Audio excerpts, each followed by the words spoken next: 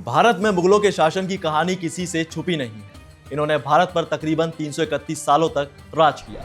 लेकिन जब पानीपत की लड़ाई में दिल्ली की सल्तनत मुगलों से पीछे छूट गई तो वो वक्त मुगलों के राज का अंत था। इसके बाद दिल्ली के तख्त पर गुप्ताज और मौर्यन एम्पायर का शासन हो गया।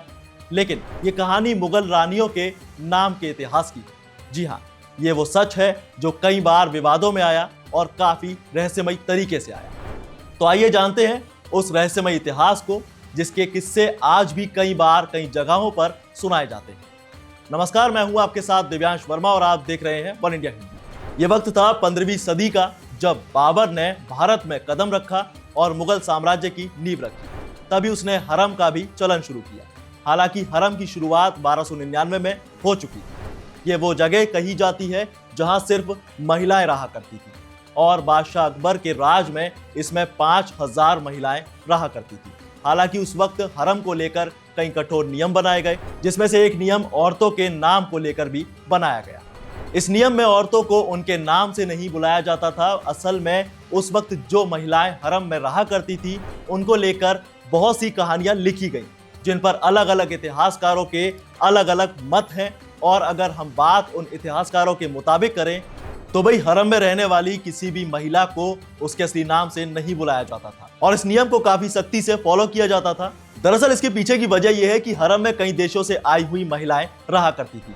मुगल या तो उनको बंदी बनाकर लाए थे या फिर अपनी पसंद बनाकर, और बादशाह को अगर कोई महिला पसंद आ जाती थी तो उन महिलाओं को हरम में लाया जाता था या फिर उन्हें पैसे देकर खरीद लिया जाता था।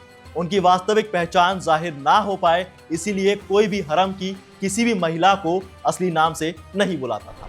और आपको शायद जानकर हैरानी होगी कि जब भी कोई महिला यहाँ लाई जाती थी तो उन्हें बादशाह के भोग विलास को पूरा करने का काम दिया जाता था। और तो और उन पर मुगल बादशाहों के पास सिर्फ महिलाओं को ही जाने की एंट्री थी।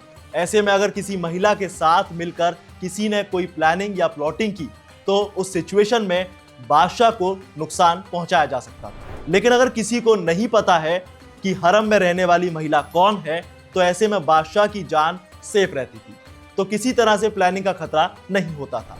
और यहाँ तक की एक वजह यह भी है कि उन महिलाओं को उनके अलग अलग उपनाम से बुलाया जाता था। तो अब शायद आपको यह पता चल गया होगा कि मुगल महिलाओं का नाम क्यों नहीं लिया जाता था। तो वीडियो अगर आपको पसंद आया तो इसे लाइक शेयर जरूर करें और ऐसी खबरों के लिए सब्सक्राइब करें वन इंडिया हिंदी।